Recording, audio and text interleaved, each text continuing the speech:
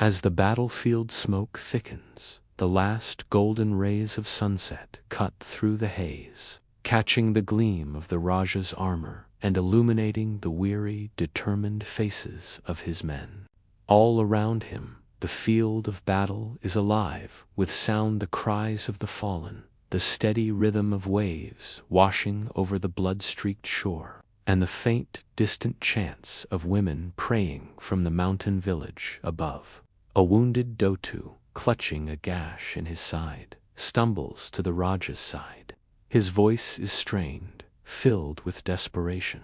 "Raja, the reinforcements we were promised, they have not arrived from the next island." The Raja turns, his grip firm, as he clasps the Dotu's shoulder. His voice is a low, steady anchor in the storm of chaos, yet it burns with a fierce resolve. Then we stand, as the tide stands unmoving. Across the shore, the Spanish invaders regroup into a disciplined formation.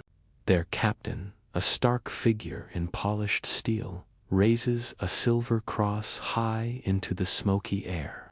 Heavy cannons are rolled forward, their dark muzzles aimed squarely at the native fort, a bastion woven from bamboo and nipa. A moment of tense silence hangs in the air, but the Raja has a response. He raises a hand, a silent command. From the cliffs overlooking the bay, the deep, resonant blare of tribal horns echoes, a sound that seems to shake the very foundations of the island. On cue, hidden warriors spring from the shadows of the palm groves.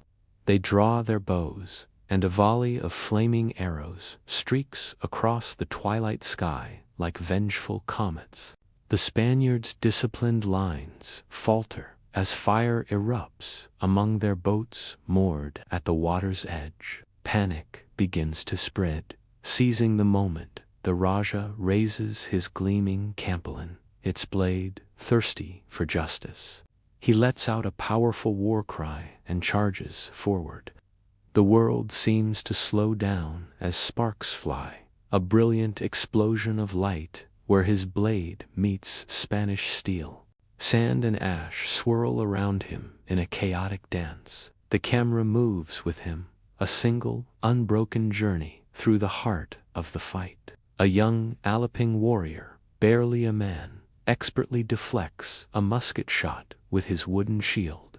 A seasoned Dotu carves a path through the enemy line, his movements a blur of deadly grace. Fire spreads, consuming the palm huts that once stood as homes. All the while, the tribal drums pound, their rhythm growing louder, faster, a frantic heartbeat for the island itself. Then, the sky opens up. Rain begins to fall, hissing as it strikes the burning debris, creating plumes of steam that mix with the smoke.